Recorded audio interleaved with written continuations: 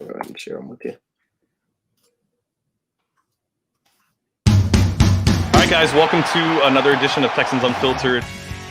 We are blessed to be joined by Antonio Cromartie. David, thank you so much for taking time out of your day to talk with me today. I'm super excited to talk to you.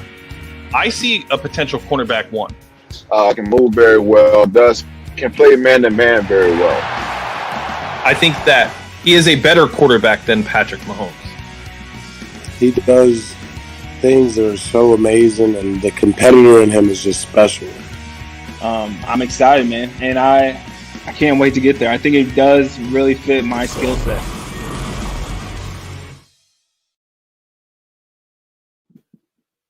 All right, guys, welcome to another edition of Texans Unfiltered, a Houston football podcast for your Houston Texans, currently ran by Jack Easterby. Brought to you by Jack Easterby. Oh, man. Welcome to another edition, another disappointing loss of, just disappointment and awfulness from the defense. God damn it, Sinister. I knew it was going to come up. I threw it on right before I picked up my daughter from volleyball. I'm not pulling for the Dodgers. Thank you, Joey. Wrong hat to wear tonight, but yeah, I think look, all right, so let's get through all the mumbo jumbo. Make sure you guys hit that like and subscribe button. Make sure you guys turn notifications on so you know when we go live. I do have some stuff coming this week with Green Bay that'll be out later this week. Make sure you follow us on Instagram and Twitter at Houston FB Pod. Shout out to Jair for growing the Houston FB Pod Twitter account. You can follow me at Houston FB Pod Guy, and you can follow John at Johnny Wade 3 on Twitter. Don't forget to follow Jordan at Texans_thoughts, Patrick Storm at Patrick Storm TU, and Jair at JRL Sports TU as well. Make sure you guys go to the website, TexansUnfiltered.com. That's where all the writing is happening. John is is currently Johnifying my article that is all over the place and making it pretty, but he understands me, so he's able to probably make this look 10 times better than what it would have been. Jordan put out a great article earlier regarding Titus Howard, so make sure you guys go read that. Shirts are available on the site. Hats are available on the site. All that good stuff. And yeah, that's about it. John, how are you feeling? I'm good. I'm good. Yeah. I'm still in grad school, so this week's kind of sucked with that. And, I feel like my Gamecocks ended up sacrificing both the Astros and the Texans this weekend because, the Gamecocks actually beat the number 15 team in the nation. So I'm pretty happy about that. That's about the high point of my weekend. And, of course, that was the first game of the weekend. So, but I got that going for me at least. Yeah. And then everything else, we're still stuck in the house. Like, we're going to be stuck in the house forever. So I don't even know. Yep, absolutely. All right, so let's get to the game. Before we do that, make sure you guys go to manscaped.com, use promo code Texans. We need 6 more promo codes used by the end of the month. So if you guys got our back, no, it's not. If you guys got our back, this will be a huge partnership for us through the end of March. So if you guys really fuck with us, then go to manscaped.com, use promo code Texans, get the Lawnmower 3.0. where you can get your weeds whacked and then maybe get whacked later as well. So, you like that? Yeah. I don't know about that one, dude. I don't know.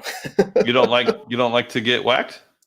But just the way you phrased that, all right. Was a little awkward. Little awkward.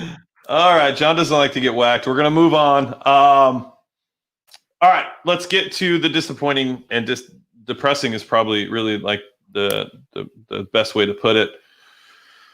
Austin, you're already manscaping. I love it. Actually, before we get to the game, practice squad 4 total now. Is that suspicious? Sign another wide receiver. I'm not really putting too much thought into that. And then didn't we just also sign Eli Anku too? Yep, it's there if you read it. Yeah. Damian Ratley released Ryan Glasgow. Houston Texans claim playoff waivers from the Colts. Eli Anku, who they had, I think, on the practice squad a year ago, I 2017. believe. 17, that's it. Solid run stopper, so more talent on the defensive line to potentially fix the run defense, which honestly, I don't see that run defense being any better. I can't seem to find a way to be able to do that. But all right, so initial impressions of the game.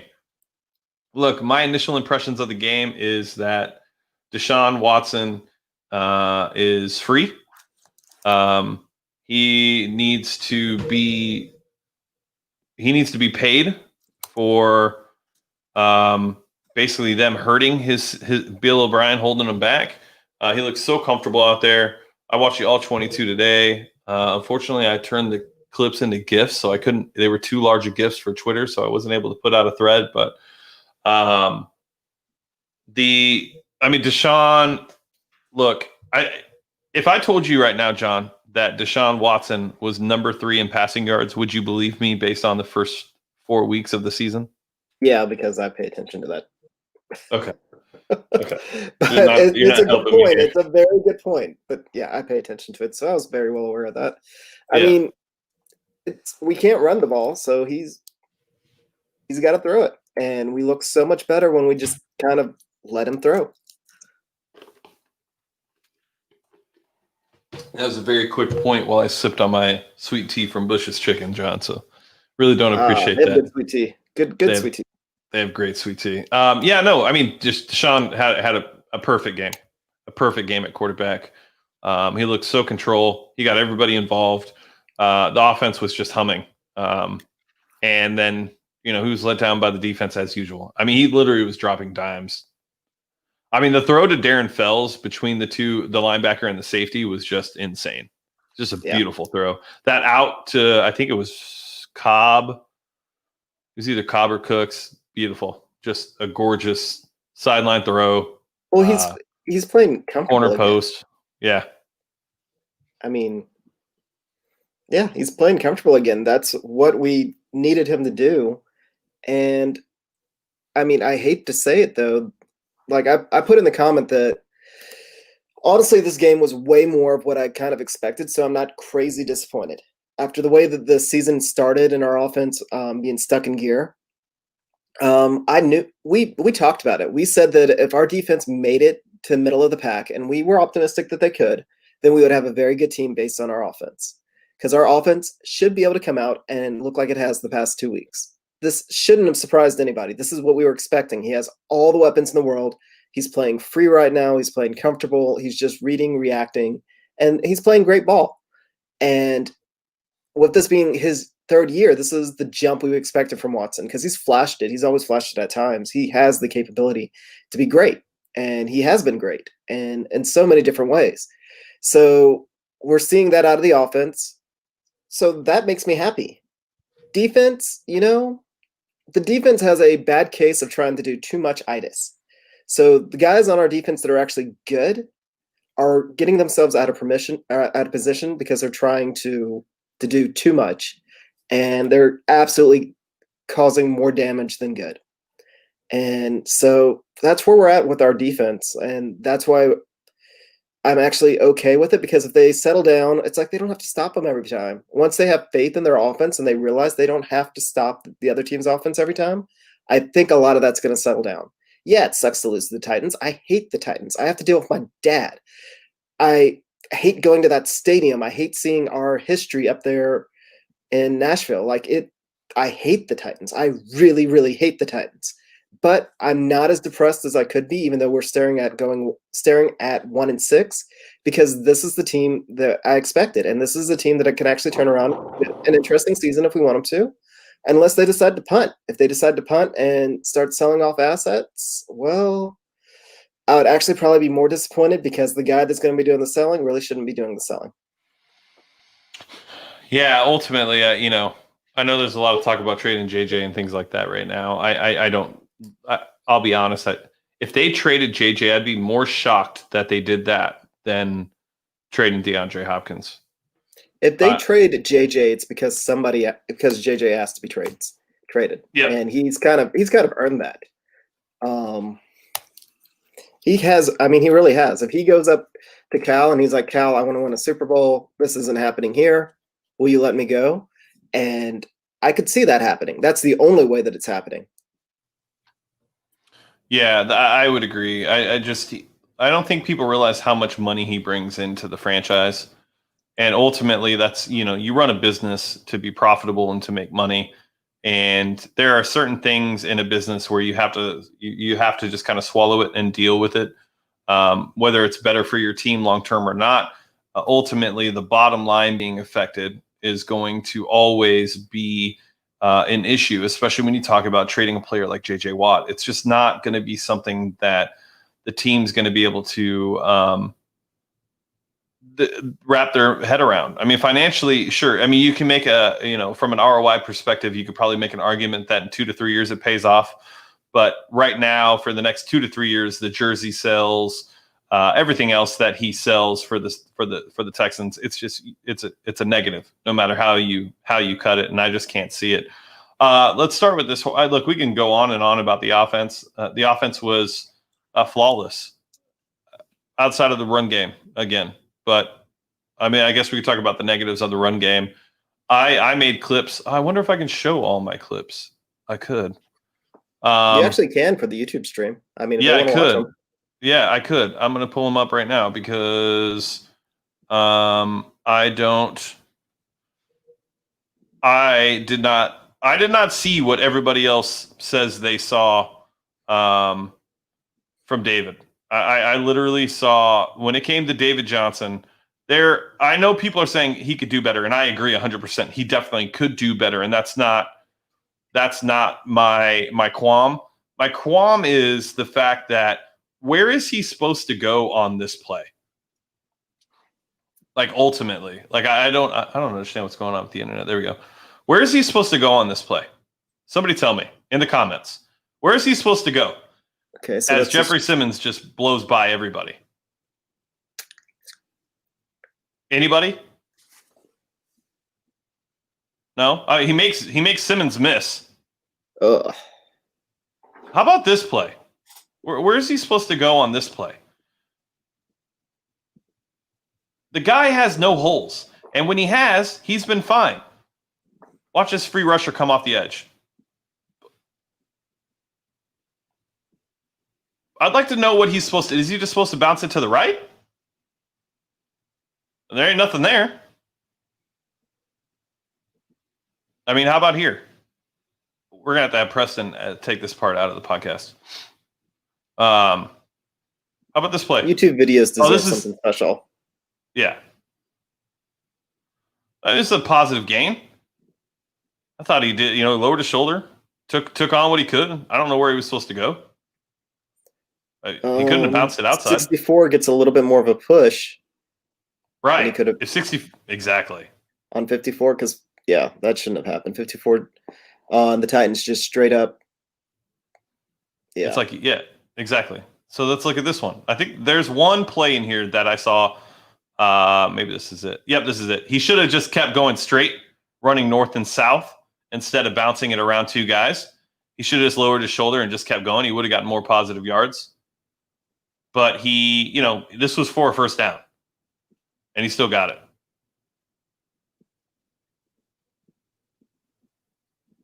So, yeah, I mean, and here's another one. Like, I guess that's my thing is, sure, David could be better. I understand 100%. Contact, second layer. But, like, where is he supposed to run? You guys tell me in the comments. I can't see the comments right now, but this was a pretty decent run given what he had to work with. Why was Carlos getting better gains than Johnson? I'm not sure.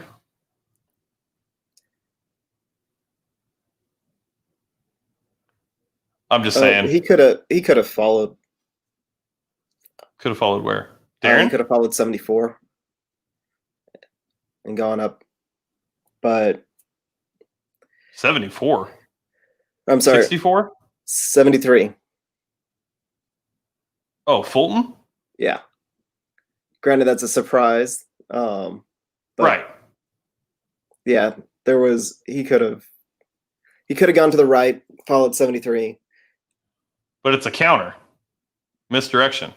So what is he supposed to do on that if it's a misdirection play? He's If supposed it's to a know that truly he can go counter- there? You can see it is. It's a misdirection. Step out right and then back left. That's a misdirection.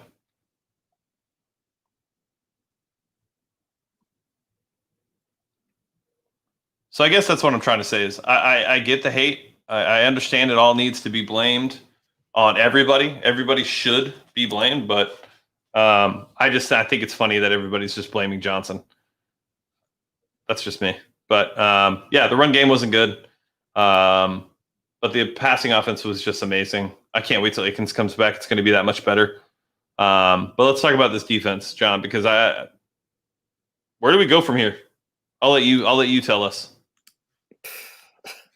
Right now, I think the biggest thing that this defense needs to do is just settle down. They've got to realize that they no longer have to win us games. They don't have to do anything other than do literally their jobs. Like, they don't have really the talent to be a game changer, but they can lose games for us. And that's kind of where we're at. They just played so undisciplined against the Titans. It was kind of ridiculous. And there's always been a knock on rookie defensive coordinators. I said it at the beginning of the year that rookie defensive coordinators have never finished within the top 20 of NFL in total defense. They have the capability of stringing together a couple of good games, but it's just the adjustment. And what Weaver did some magic the first couple of games. Like if you go back and you look at the Chiefs game and you go and you look at the Ravens game, we came out of that thinking, okay, our defense isn't going to be great, but it's not going to be as bad. Like we got upper percentile performances out of our defense. He was being creative. He was getting the guys productive. And those two losses really were not on the defense. This game was squarely on the defense. Whenever we dropped into zone, Tannehill just feasted. And we ran out of apparently we don't I don't know what we are doing with our cornerback situation. Lonnie is continuing to play safety, yet we have no depth at corner. We have two guys that we can put on the field, and one of them's not what I'd say is good. With Vernon Hargreaves, he's fine as a rotational. He's fine in spots, but he has not been good. Bad things always happen when Philip Gain goes out there. So we don't have enough corners to play man. And the one guy that we have that's really good at playing man, they moved him to safety. Or granted, we're struggling at safety too. But you would think that extra body playing cornerback right now, especially at a team like the Titans, would have been beneficial. And yeah, John Reed, I don't think he got any. Did he get any snaps? Like he flashed on against special the teams Chiefs. only. Yeah, he flashed against the Chiefs, and they haven't played him since. So I don't know. At this point, I think that part of me wonders if it was just Bill O'Brien, just because Bill O'Brien still has a shadow over this team.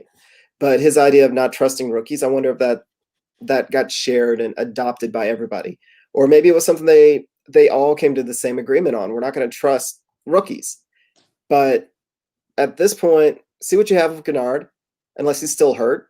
See what you have with John Reed, unless he's hurt, or I don't know what else is going on. Because the Titans, we did better when we played man, but we couldn't play man the entire game because we don't have enough guys in our corner rotation. Yeah, this team's missing Conley, and it doesn't sound like Conley's coming back. Hopefully that means that Garion can be signed for a cheap deal in the offseason, come back fully healthy, and play opposite of Roby. Yeah, Lonnie playing at safety now at this point doesn't make a lot of sense to me. Especially given the amount of zone that this team's playing, you would think that he would be better than Vernon Hargreaves on the outside. He should go back to corner. This team has no other corners on. Why isn't Kean Crossing getting any snaps at corner? He's got to be better than Vernon or Philip Gaines. He's got to. I think he could at least go in there for when they want to play man, because he's one of the fastest players in the NFL. Like, yeah. he's just a freak athlete. And I mean, it shows up on punt coverage and kickoff coverage. He's always the first guy down, which is great. But, you would think that he's a corner and that can play at least a little bit. I just don't get it. And I mean, the only defense I will say for Lonnie playing safety is, I mean, he can tackle, and we need somebody back that can tackle right now. The biggest issue this team has outside of the corners is their gap discipline. Zach Cunningham playing just the worst football I've seen him play, and that's including his rookie year. He has this thing now where he wants to stay standing when tackling. I can't seem to understand it. I can't grasp the concept of why that is something he's looking to do. He wants to throw them to the ground, and he doesn't want to dive or tackle, as if he's playing to get paid a contract, not I just signed my contract. It makes zero sense to me. I don't understand it. Go ahead. Well, there's times where I think he's out there trying to do too much. Like, he's trying to cheat over because he doesn't trust the other guy to make a tackle. He's trying to cheat over because he doesn't trust. I'm not gonna. Scarlett to hold the edge on running plays. Like, you can tell that he's playing with a lack of trust, and it's the same with Justin Reed. Like, they are trying to do too much. They are out of position because they're I mean, this is a guess. I don't know for sure, but it looks like they're out of position because they're trying to do too much. Now, Cunningham's tackling, I have no idea what the hell is up with that, other than him. He's just desperately trying to make a highlight reel, get people fired up maybe, or I don't know, but it needs to be addressed. And this maybe come back to them having a rookie coordinator. Maybe Rack will get all up in there and get them straight, but we probably still give up 500 and something yards against the Titans if they, played gap discipline, just played within themselves. And they didn't do that. But if we'd only given up 500 and something yards, we win the game. Yeah. So Justin Reed is another. So the biggest issue I have with this defense is the fact that two players coming into this year that we should have expected to take another step in their development and be staples in this defense for the next couple of years are playing their worst football so far in the NFL, and that's Justin Reed and Zach Cunningham. Those two taking career, like they were better as rookies. That's what I'm saying. Taking a step back in their development, it looks as if those two are just trying to do too much. They're not staying disciplined. Look, Tyrell Adams had another good game. He definitely had some issues in coverage, but he had another good game. And like, you would think that with him and Zach, this team would be better off. That's not the case. Justin Reed just looks lost out there. He doesn't look confident, and this is exactly right. He's playing soft since he got his injury. And that's the biggest thing. He looks hesitant out there. A lot of the players look hesitant. They don't look confident. They don't look ready to make a play. They look as if they're hesitant, and that never helps, especially when tackling, diagnosing a gap. You got to be confident. You miss. But I just don't know what's going on with those two. And those two really need to step up their game, because those are the two players that can really help this defense. And we're not getting a lot out of it. PJ Hall played a good game. He was in the backfield quite a bit. JJ had a great game. Ross Blacklock, when in, had a couple splash plays. He needs to play more. Jacob Martin in drop back in coverage will never, ever not just completely just make me flip my lid. It's the same thing we've seen with Whitney Merciless. It makes zero sense. He should be getting way more snaps than what he's getting. But the fact that we're dropping him back into coverage 23% of his snaps is ridiculous. It's awful. The whole scheme is awful. And this is, like you said, we saw from Weaver in week 1 and 2 a decent game plan and a decent scheme. But then out of nowhere, these guys aren't doing anything. Omenihu, I don't know where he's at. I don't know what Charles is doing. He can't be found. Merciless is MIA completely. Like, I get it. Last week and the week before, he had some sacks. He's a team leader in sacks, whatever. Like, the dude is missing. Brennan Scarlett should not be on the field at all. Period. I don't keep him on special teams and field goal blocks. Outside of that, it should be Jonathan Grenard and Jacob Martin, and not in that order. It should be Jacob Martin and Jonathan Grenard if you're going to play Merck. But I'd rather see those two guys on the opposite side and see what happens. I'd rather see Grenard and Jacob Martin. Grenard can set an edge. It's the one thing he can do extremely well. He did it extremely well in college. So I just don't understand why we're not trying new players, why we're not playing the rookies, and why we're not doing whatever we can to mix it up to try to do things different. And that's probably the biggest issue I have with this team is the fact that we're not trying new things. We just keep rolling the same thing out there every week, and it's the same exact results. This week is going to be a get-right game for Green Bay. They couldn't get the ground going last week against Tampa Bay, of course, because they have a stout D-line and Todd Bowles as their DC. And Green Bay is going to run all over us. Yeah, true story. It's going to happen. It's going to be bad. It's almost like Weaver did not do a whole bunch of zone blitzing the first couple of weeks. He would send an extra guy. So he would do more of a traditional blitz where corner blitzes, linebacker blitzes. He would mix that up. This week, he had done dropping back into coverage. It's the same shit that used to always piss you off about Iraq. It's a conservative way to blitz where you try and fool the blockers on who's coming versus who's not coming. And I mean, it can be effective if your team is built a little bit better for it. And Dunn shouldn't be dropping into coverage. And I still, for the life of me, don't understand what they do not see in Jacob Martin. Like, seriously, you could just go out there, let them not even get too, I don't even know, just stay very vanilla with your scheme, but let your best players out there and you'll get better results than this. It's almost like they're trying to outthink themselves and they're stuck in habits that have already been exposed. They were good years ago, but the NFL's moved on. They can diagnose these things.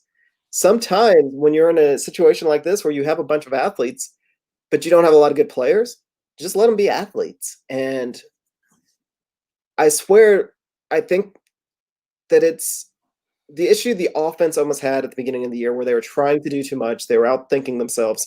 They were being overcoached, has now kind of sort of moved over to the defense where they are undermanned. They do lack talent. They have legitimate excuses, but the coaching staff is either overcoaching them or putting the trust in guys that they definitely are putting trust in guys that they shouldn't be putting trust in. Like, Merciless should not be out there as much as he is. For the life of me, I want to know what Brennan Scarlett has done to earn so much playing time. Martin creates more havoc when he's out there. He is no worse at setting the edge. He actually gets to the passer. He is able to do slip blockers in the run game and actually get tackles for loss. I mean, I guess they just love Scarlett's fundamentals. I guess they love his hand placements because he's not setting the edge. He's not tackling. I don't know what he's doing. Like, that's, to me, the biggest head scratcher. I just really do not know what he's doing, other than he's a little bit thicker than Martin, and they just want the bigger guy out there. That's the only thing I can think of. And Merck is out there because he's a veteran. Whereas they really need to give Grenard, the only thing I can think of Grenard is he's not healthy. Like, that has to be it.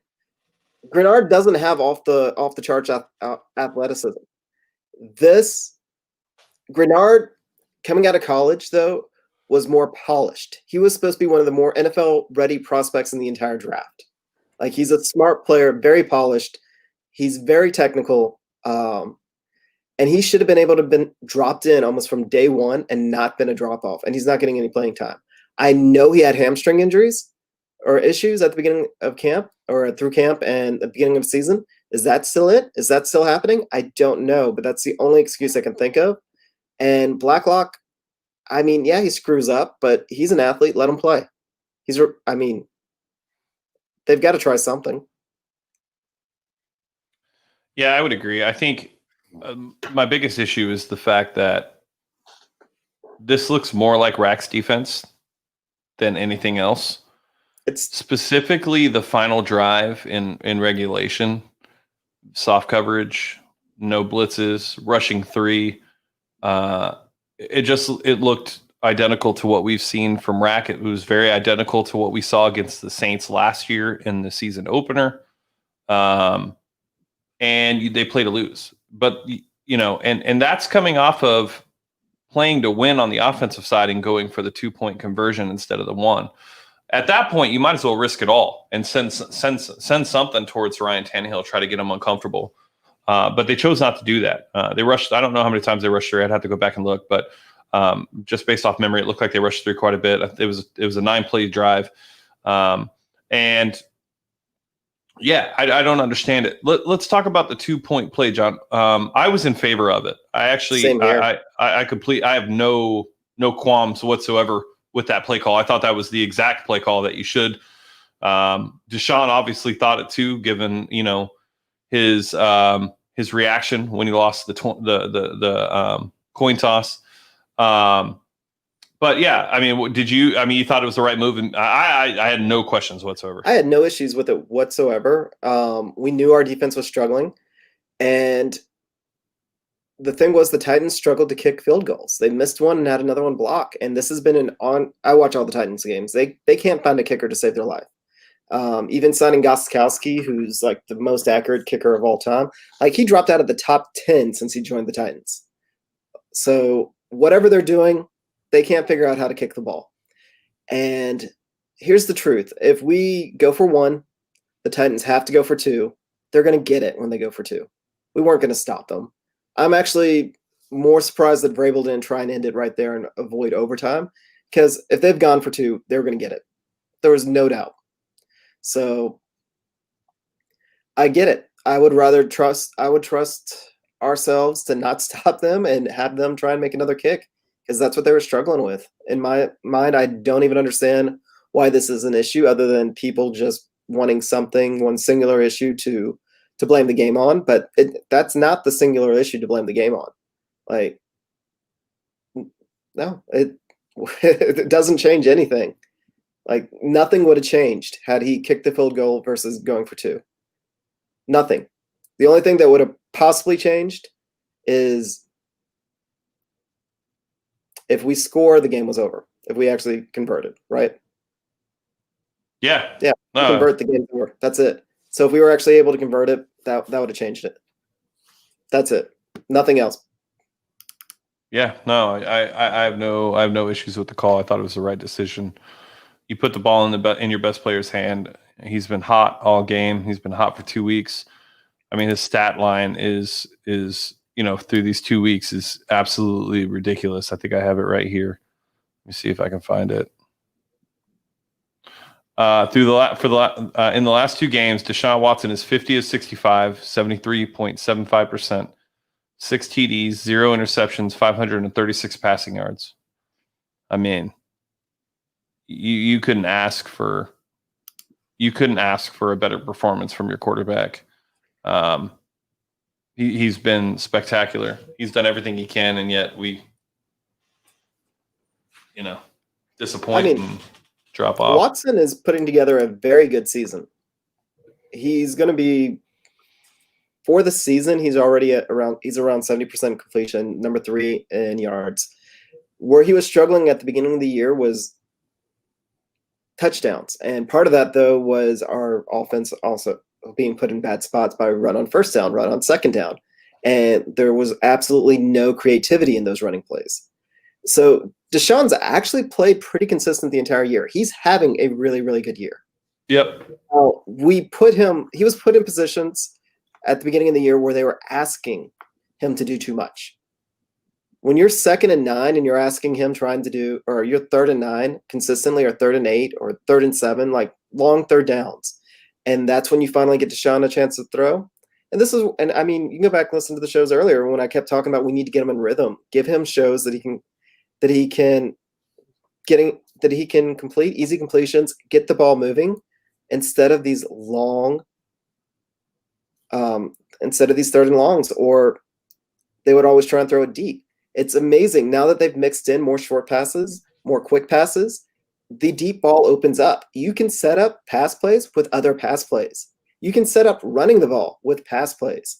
That's how the modern NFL coach usually thinks. Any coach that thinks that you have to run to set up the pass, still in this day and age, is stuck in the wrong generation. This is why you see the Shanahans and why can't I think of the guy in LA's name right now? Sean McVay. Like, it's that new mindset that it's like they're going to come in and they're going to set up their running play game with their passing game. And even Shanahan, who is able to set up runs with runs, knows the value of having short passes, mobile pockets, easy completions to set up more runs. And thankfully, now that things have kind of changed, the Texans have started to realize that. And here's the thing, that extra seed this year, we're not completely out of it. It sucks where we're at. And we're going to be 1-6 because we're not beating Green Bay. But there is still life in this team because they have figured out what they need to do on offense, and they have realized that they just need to trust Deshaun. Deshaun has had a good season. He's going to continue to have a good season because even these past couple of games, like, the yardage is there because of the better quality of passes that he's allowed to throw. But his completion percentage has been fine. And, I mean, heck, he had his most interceptions last week when we won. So just let Deshaun be Deshaun, and we'll at least be in every game this year. Yeah, no, I would agree. I don't really have anything else on the game, to be honest with you. I mean, the defense isn't doing anything. We have to hope that we continue to see a trend in offense with Tim Kelly and Deshaun Watson. And I said it a couple weeks back when we talked about Bill O'Brien being fired. I mean, this is really Tim Kelly's only opportunity to really audition for another chance at doing something with an offense on a team. And he's putting on exactly what you would hope that he would do. The audition's going extremely well 2 weeks in. And, to be honest with you, at first I thought there was no chance of keeping Tim Kelly as the offensive coordinator. If we get this between him and Deshaun the rest of the season, I think that there's a good chance that he's at least interviewed and considered for a position with Deshaun, given what he did with them this season, if they continue on this pace. That's the only way I can see it. Because it's a hard sell. When head coaches come in, they have their guys. They already have people in mind. They already have their relationships established. So it's an uphill battle for Tim Kelly. But if he comes in and continues to do what he's doing, it's going to be very hard for anybody with a brain to ignore what he did and what he's doing. So I'm not opposed to it through 2 games. Ask me again at the end of the season what I think, but. If this continues to be the projection of the Tim Kelly, Deshaun Watson offense, I'm fully on board. Outside of the run game, we'll see. It's 2 games. It's 2 games.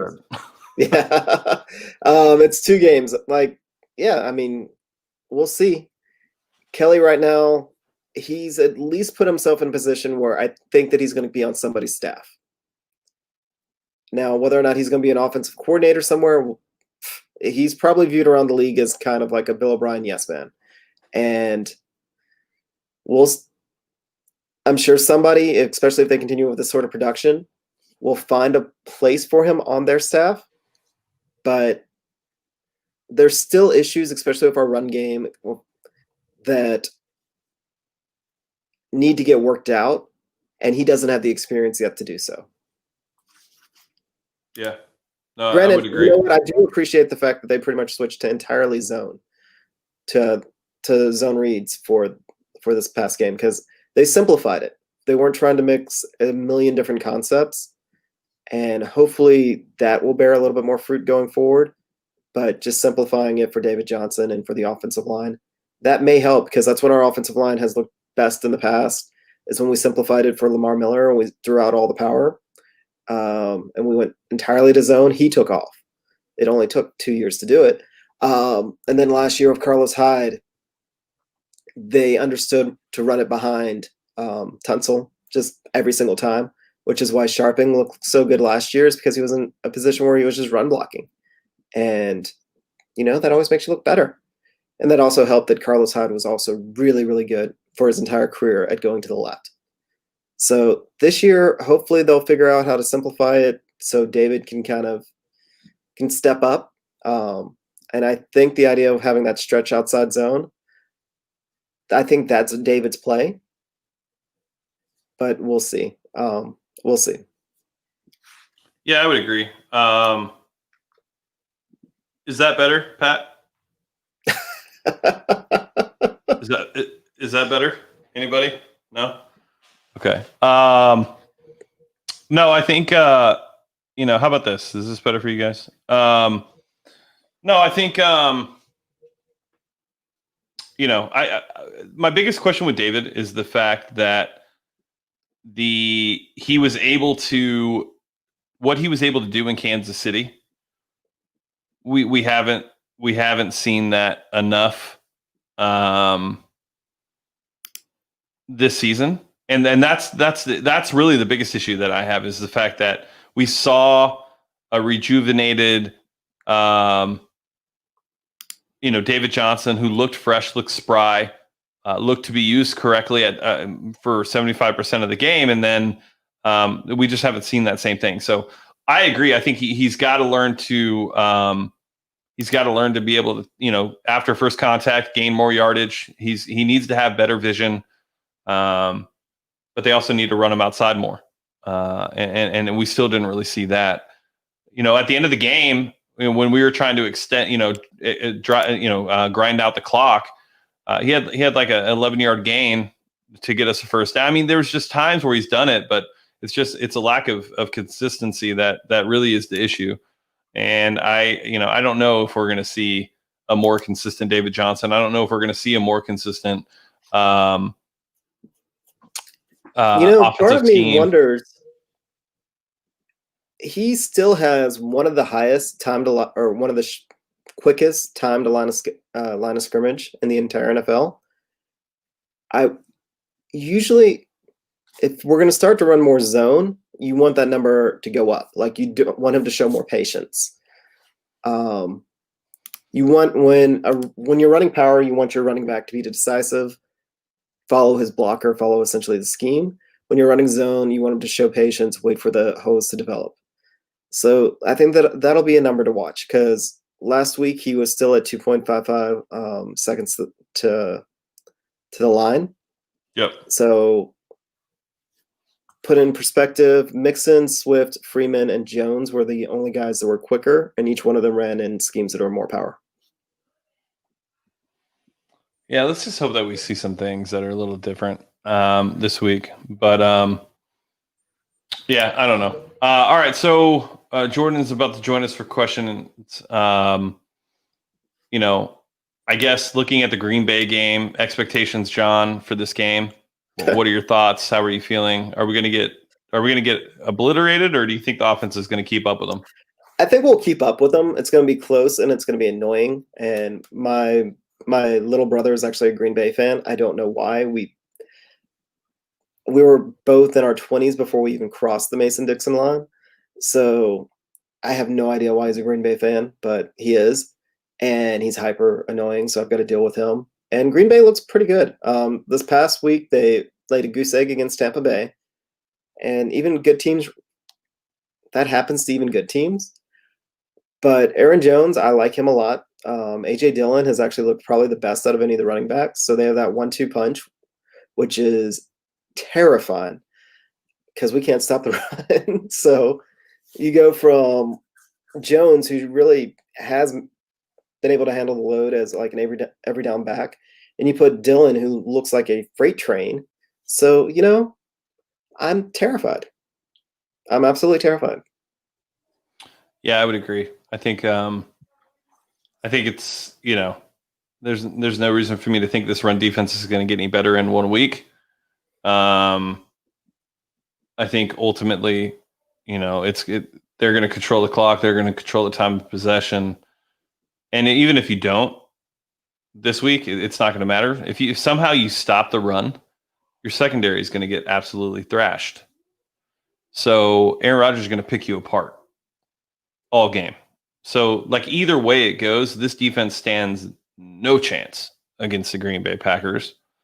And the offense, the offense will be fine. I expect the offense to put up points. I expect the offense to do what they need to do based on what we've seen the last 2 weeks. Their defense isn't anything to really brag about. But ultimately, I still think that we're going to lose this game. We could beat them. We could beat them. They did just get mollywopped by the Bucks, who on offense I think we're a better offense than the Bucks, at least from a passing perspective. Tom Brady has not looked good. They forced some turnovers early, and I don't know. I mean, I think I could see this game going away from us pretty early. Well, somebody threw out in chat we really didn't give them the props they need, but both of our tackles just played lights out. Oh yeah, I actually have clips if anybody wants to see them. Titus locked down, my favorite defensive player in the league. I mean, literally locked him down. Mm-hmm. He shut down Jadeveon Clowney as if that was Jadeveon Clowney's first NFL game. John, are you there? Yep, I'm still here. Oh, okay. I thought you were following that up. I'm sorry. Yeah, Titus Howard, I mean, he looked fantastic against Clowney. You would have thought that Clowney would have been drooling because he has one-on-one against a guy that's essentially a rookie. And yeah, Titus absolutely manhandled him. And then Tunsil has just leveled up. Tunsil's on another level right now. He's playing great ball. Like, oh my God. That one clip where he's engaged with his block and he puts his arm out and gets another guy and there's no holding and it's perfectly clean and he's holding two rushers at the same time. Like, dude, he's on another level right now. Yeah. I don't want Dabo, by the way. I'm totally off the Dabo train. I don't want anything to do with Dabo. Let's bring in the GOAT Junior. Love that. How you guys doing tonight? Good, dude. How are you? Good. Doing pretty good. A little busy, but we doing good. Yeah, we were talking about Titus just locking down Clowney all game. Oh, what a great game for him. What a great season. Especially after that first game where everyone was on him about his performance, but he's really turned it around. Yeah. Are you in the Dabo camp? No, I think we talked about this before, but Dabo is number one. I don't know if he's going to come. Number two, I don't want him, even if he wants to come. I don't see what he does well apart from having a relationship with Deshaun, and that's not going to get you wins. So I'm not on him. I think he's just a great recruiter, and I don't know how that's going to translate to the NFL. The only thing that he may do well that translates to the NFL is his ability to recruit coordinators. So whenever Clemson decides there's a coordinator that they want, they get. So I will give him that credit because his ability to recruit is something else, but that's players and coordinators. However, I think a lot of his shtick would run very, very thin on professional mid. Let me ask you guys this, I guess, before we get into the questions. And Jordan, I'll start with you. Who's your top head coaching candidate as of right now for the Houston Texans? As of right now, it's still Eric Bieniemy. For me, nothing's really changed since the day Bill O'Brien's gone fired. He's still, in my opinion, the top offensive mind. Yes, there's talent on the Chiefs team, but he still schemes them open every single play. It's ridiculous. Even highlight I've watched the Chiefs games, these guys got 10 yards of separation every single play. It's ridiculous. And so I like what he brings. He's my top guy, but it's not like a big separation from him and the other guys, Dabo, Salah, the other guys, but he's at my top right now. Let me ask you this. Does it concern you that when Alex Smith was playing and Andy Reid was the OC, those guys were wide open 10 yards down the field too? Well, here's the thing of everyone talking about like, oh, it's Andy Reid's offense. Every offensive coordinator needs to learn from someone, and they need to figure out someone's scheme. They need to be able to run that, right? We've seen that Bieniemy is calling plays, and so I don't believe it's just Reid doing everything. And in my opinion, having a great kind of master or person to look up to learn from, that's honestly a good thing. It's good to have a scheme that has had success over these years. And as long as he's the right guy to implement that and to still be able to call plays like he's doing now, like I think that's fine. Like I don't really get the whole point where, oh, it's all Andy Reid, because like every offensive coordinator learns from someone. And so I think, speaking to your point of Alex Smith balling out before, that's even better. That shows that they can do it with a mediocre quarterback. Yeah, I guess just to play devil's advocate here. So, we've seen that the NFL every 2 to 3 years evolves, catches up to offenses, and defenses start to be able to, keep up with them, and schemes have to evolve and adapt. And we haven't had to see that from Eric Bieniemy yet, because not a lot of teams can match up with the Chiefs. What makes you think that, based on what we've seen from him as an offensive coordinator for a year, that he's going to be able to adapt and evolve his scheme to something else? Yeah, that's a good point. We haven't seen them have to struggle with it. And I guess talent does play a part in them not needing to evolve, but the scheme itself, if you have such a good of a scheme that you don't need to evolve and defenses can't figure out a way to beat you, to me, that speaks to the scheme as well.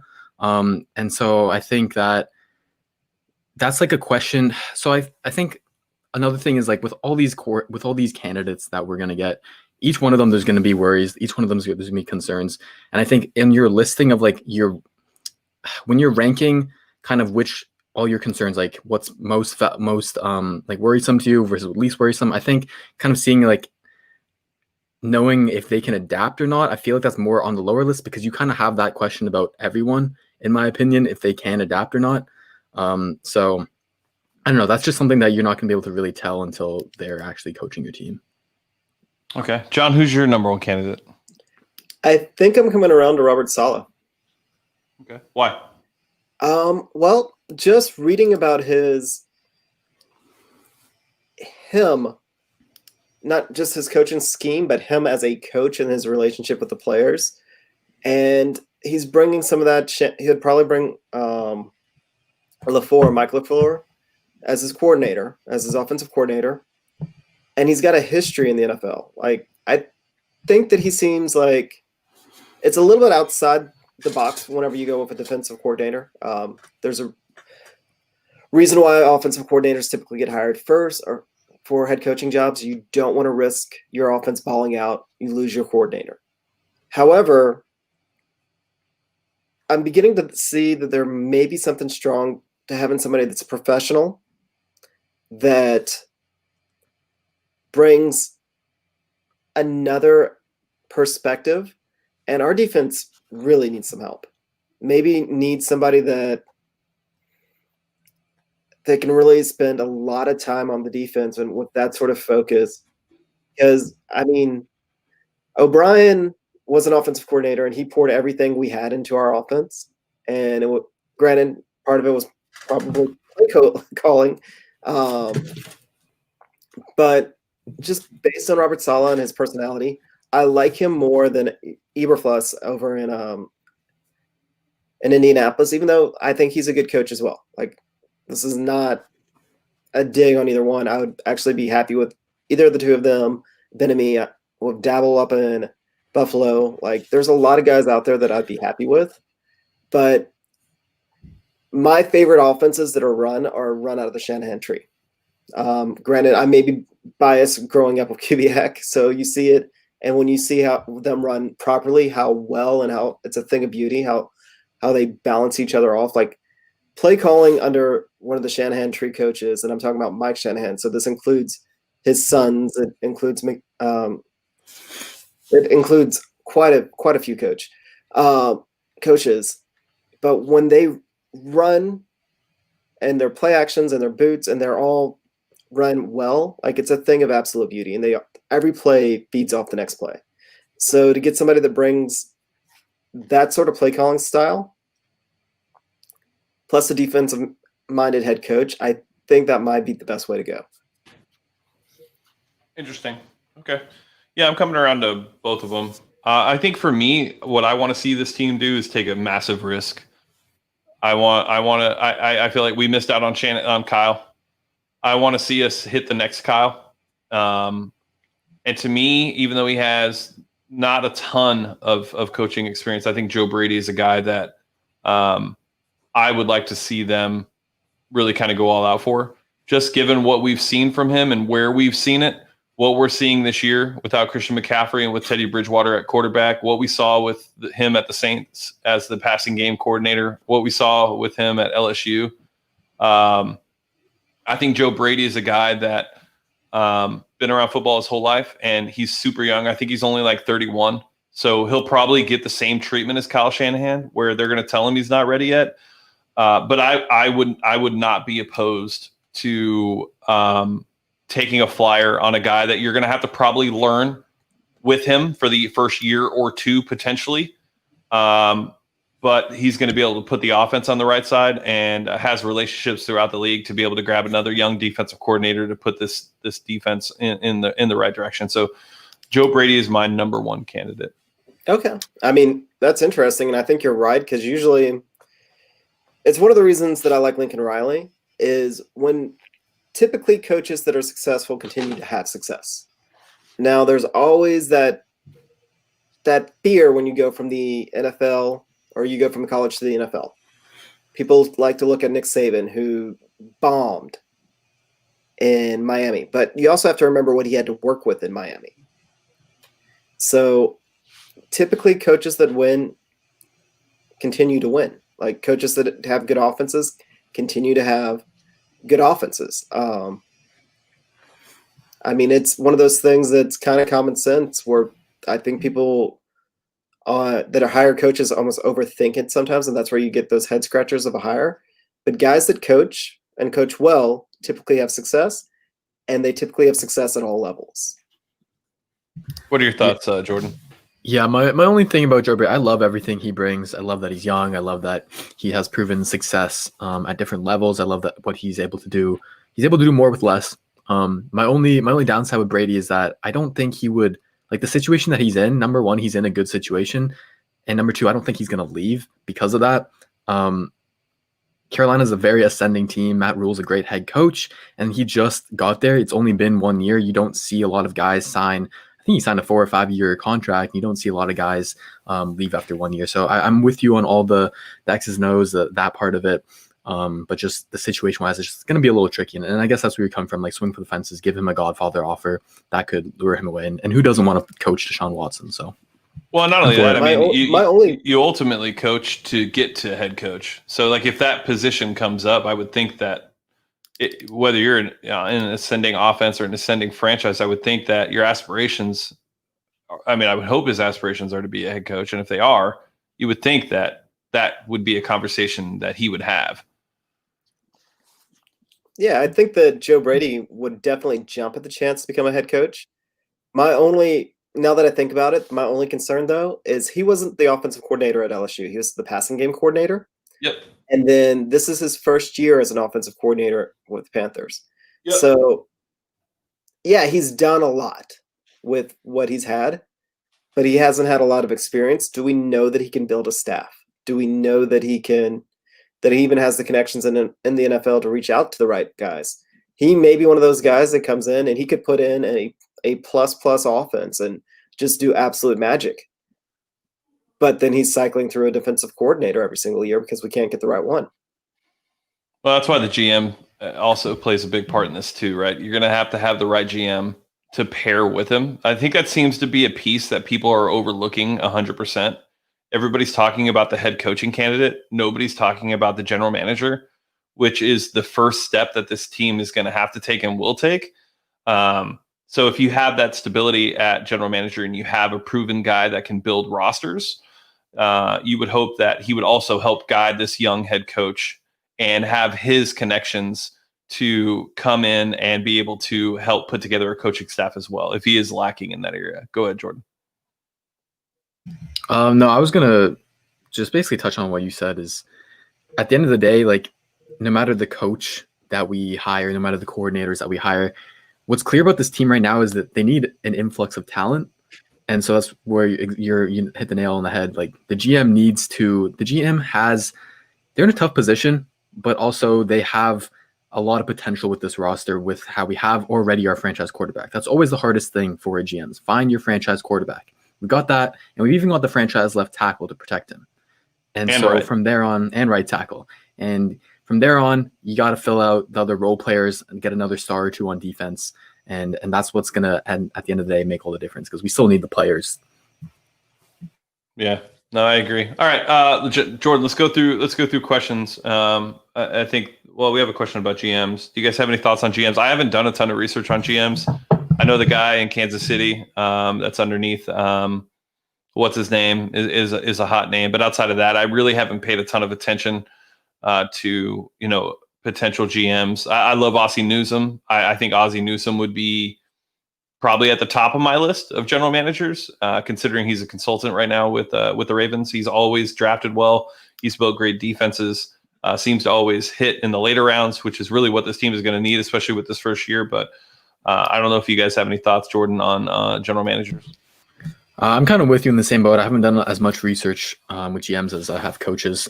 But one name, just to throw another name out there, is Ed Dodds of the Colts. They have consistently over the past, like I'd say 3 to 5 years, they've drafted super, super well. And they've placed an emphasis on the trenches, which is, I think, what we need to do. They built their offensive line finally, and now they've been building their defensive line and building a good defense. And I think they are very good at hitting on their top picks, but also finding steals later in the rounds. And that's exactly what we need. So he's definitely a name to look out for. I actually love the idea of bringing Ozzie Newsome and having him as like the vice president or president of football operations. And it's similar to what Rich McKay did in Atlanta. Rich McKay, when he decided he didn't want to be a general manager anymore, the Falcons hired him away from being an advisor in Tampa to come up and essentially take over all the football operations. And granted, the Falcons are a steaming pile right now. They got a lot better when he did that. He brought consistency. He brought a mindset. I think that if we did the same thing for Newsome, if he came over and Cal was just like, you run all of football, we could handle the snake that's in the building. He could bring in one of his guys. Because the one thing that Newsome has done is he finds talent everywhere. This is not just at drafting. This was also the coaching staff. This was also their scouts. Like, he finds it everywhere. And give him a sweetheart deal. It's like, here's a franchise. You remake it in your image. And he gets out of doing the day-to-day BS work that comes with being the GM. Yeah, I think the biggest thing with Newsome for me is the fact that he brings credibility, which, and to me, if Easterby does have Cal's ear, we have a guy who has won Super Bowls, has built franchises and organizations from the ground up when they moved to Baltimore, and Baltimore's always seeping with talent. They have talent at all spots. They might have the best secondary in the league. They have a great defensive line that they've developed. Matt Judon was a 5th-round pick. Brandon Williams was a 4th-round pick. So, I'm looking for a guy that could come in with credibility immediately and be able to show Cal that, he has a full grasp of what needs to happen within the organization, and that Easterby is either gone or is held in check ultimately. That's kind of my thought. Bringing in a new guy, my concern with bringing in a new guy is that Easterby still has the ear. Easterby still has all these other things that ultimately put us in kind of a similar situation to what we're in now. And I want to avoid that at all costs, if that makes any sense. I don't know if you have any comments, Jordan. No, I'm with you on that. Like, I think Easterby, I don't know if it doesn't sound like he's ever going to be fully out of the picture like we want, but getting him to handle as little of the football operations is definitely ideal. Yep. Agreed. All right, let's get into the questions. All right, questions from you guys. First one from @BarryAllen899. He asks, if we had Garyon Conley and if Weaver started the GOAT, Jacob Martin over Witt and Grenard. Oh, sorry, the GOAT, Jacob Martin over Whitney and Grenard over Scarlett. How much better do you think the defense would be? What do you think about that, James? So basically, Garen Conley's healthy, and then the GOAT and Grenard are your starting outside linebackers. I think you stop the run better because Jonathan Grenard can set an edge better than Brendan Scarlett. I think Jacob Martin is just as good against the run as Whitney Merciless, and he'll get better. He's shown that he develops. He's a young guy that you still want to see develop. And then Gary and Conley just changes the way this defense is played. They're able to go to more man looks because he's not going to be burnt toast. And, you know, you can continue to just throw Lonnie at safety, I guess, considering that we have no corners and you're still playing him at safety is just it's so bothersome to me. But yeah, I think the defense is better. I do. You know, Jonathan Grenard's going to be a learn on the job, so it's going to take time for him to develop. He's going to make mistakes, but the one thing that he did really well in college was set the edge.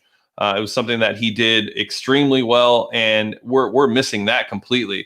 So yeah, I think the defense would be a lot better. The problem is that they're not going to do that. We talked about it before you got on here, Jordan. The biggest frustration I have with this team is the fact that, you know, remember after the KC game, me and Jordan were talking about how personnel was changing a lot. You know, PJ Hall ended up getting a ton of snaps. It looked like there was some true adjustments being made to the personnel. Now there's a complete lack of it. You know, there's a complete lack of it. We're still playing Lonnie at safety, even though Vernon Hargreaves can't cover anything. Lonnie would be better at corner than Vernon Hargreaves. And Michael Thomas would be fine taking that third safety spot. And we wouldn't have the issues that we have now. And then just with Conley, like, of course, like Conley is the best cornerback on this team. All the stuff that happened to Roby against A.J. Brown would not have happened with Conley out there. You could have put Conley on A.J. Brown and there would have been things, the catch wouldn't have never happened in the end zone.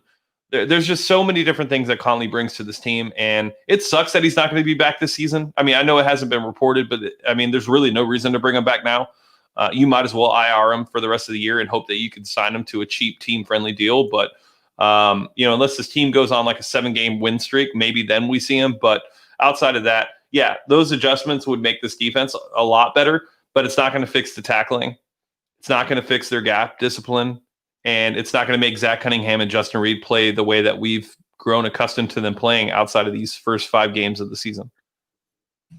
Yeah, you really said everything that honestly could have possibly been said. John, do you have anything to add on, or should I move on to the next one? I mean, there's nothing more to say. We would be better. And that's not saying much, but we would be better. Can't get much worse. All right, next one. From Daniel Blake Hill, he says, how heartbroken should I be when Easterby brings his boy Josh McDaniels and Nick Caserio to be the head coach and the GM? Why do we got to be Pat South? This is I think a nightmare situation for all of us. John, you want to give us your thoughts? I'm just tired of the Patriots mentality. I have to eat crow on a lot of things because I tried to stand up for it. But let's get it right. The only person that can make it work is Belichick himself. There's just too much that apparently goes into it, that you need to have that special sauce, and that special sauce is Belichick. Josh McDaniels, I mean, I'll support him if he's our head coach. I won't be happy about it. Same with Caserio. Like, I won't be happy about it. I'll kind of dread for the worst, but we're not going to be able to recreate the Patriots magic. I believe you need to go out, and the more I think about it, the more I'm on board with what James, as you go out and you find somebody that is proven to bring somebody in and develop people. And that's what I'm hoping for. I'm hoping for a GM that has somewhat of a track record where they've actually had some sort of control. And with the Patriots, I don't know if anybody has control other than Belichick. Like, whenever anybody leaves that organization, they fall flat on their face, which leads me to say that Belichick really does have a finger in everything. And he is the special sauce that makes it all go because he doesn't let go. And when they are out on their own, they think they've learned from him and they try and copy him. And then we end up with Bill O'Brien.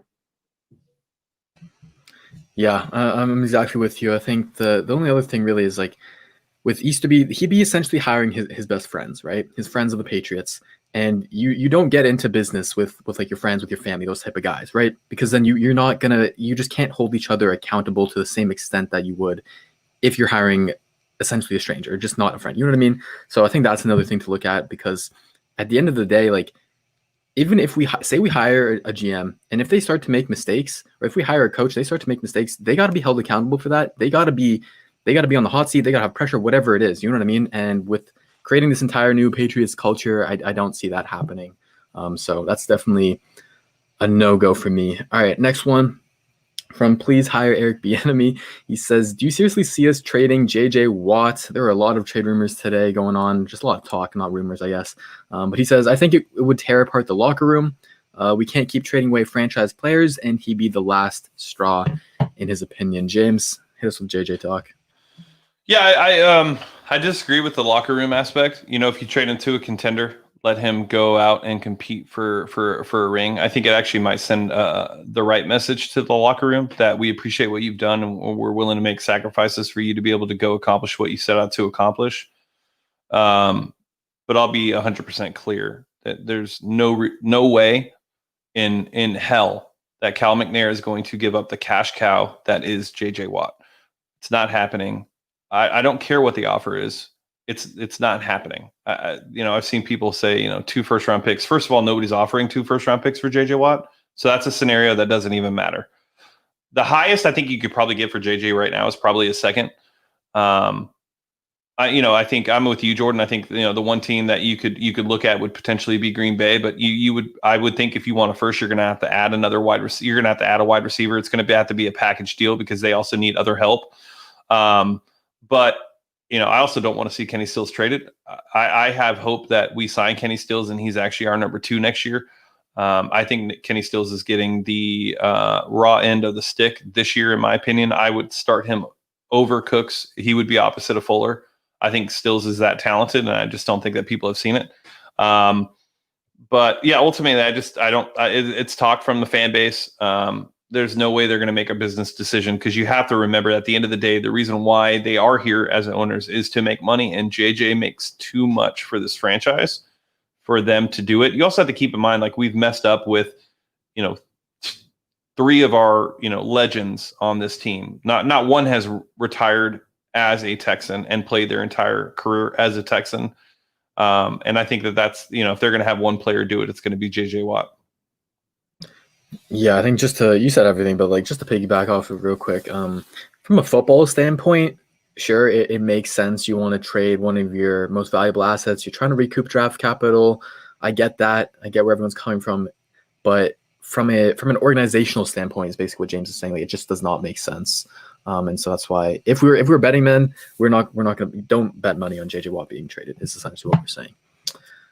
Okay, last one, and we'll get out of here. But from Mark Kubeska, pardon me if I pronounced that wrong, but he says, do you think any of the Texans linebackers are a lock to be on the team next year? John.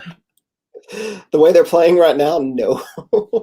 I know that Cunningham just signed that contract, so he probably will be. But BMAC, I can't see him. Adams, I don't even think he's signed after this year. So, yeah, we're going to have an inside linebacker issue next year. And it's Jacob Martin. Is this year Jacob Martin's contract year as well? He's got one more year. Okay. Yeah, I think he has one more. But Merciless, that contract has so much dead money. I don't see us cutting him, but who knows who comes in as our GM and how aggressive they are, especially if he's not contributing or if he's continuing to contribute how he is. And I don't really see anybody trading for him as much as we want. I mean, yeah, and I'm even mixed feelings on how I'd feel about trading for him because I like him. He's just not producing what we need him to produce at that contract level. Yeah, quickly touching on Merck, I think for a trade, I think honestly the best that we could get is like a 5th, maybe a 4th if we're lucky. He's one of those contracts that you honestly might have to tag on a pick to get rid of, kind of like an Osweiler situation. Maybe not that high of a pick as Osweiler because Merck's deal is essentially only 2 years. You can cut him in 2 years for no dead cap, so maybe it won't have to be as high of a pick, but that's what it's looking like. But to answer your question, like linebackers, basically everyone except for Deshaun Watson, Laramie Tunsil, and in my opinion, Bradley Roby, everyone else to me is not untouchable. Everyone else you can at least field calls for. You're not going to be going actively shopping for every single person. You're not actively shopping Cunningham, Reed. That's not what I'm saying. But you are going to pick up the phone if a GM calls and offers you something for them. Everyone else. And so the linebacker room is going to look very different in my opinion. The entire defense is going to look very different. We're going to see a lot of turnover, and that's going to impact the prospects of the team going forward. And that's why we're all saying it could take another year to get back into that contention, but we'll see what the case is going forward. I think the names that I wouldn't be surprised that we see in rumors come the trade deadline and here in a week and a half or 2 weeks is Will Fuller, contract year. Somebody might take a flyer on him, and we're not going to re-sign him. We could franchise him, but that's really about the only situation I see that would be smart for us to do. People keep saying Brandon Cooks, but that's not happening with Easterby here. I just don't. He specifically traded for Brandon Cooks. I don't.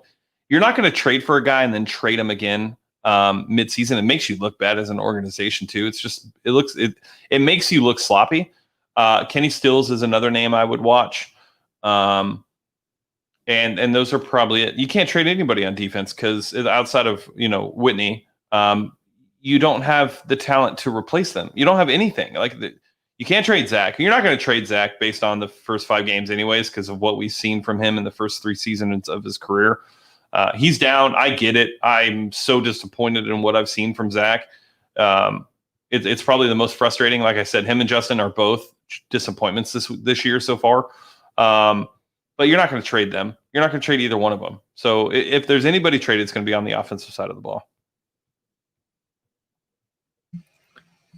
Yeah, absolutely. All right, that's gonna do it for all the questions I got today. Thank you guys very much for the questions. Sweet, guys. All right, well, thank you, Jordan, for joining us, and thanks, John, as usual. Make sure you guys go to manscaped.com, use promo code Texans for your 20% off your first order.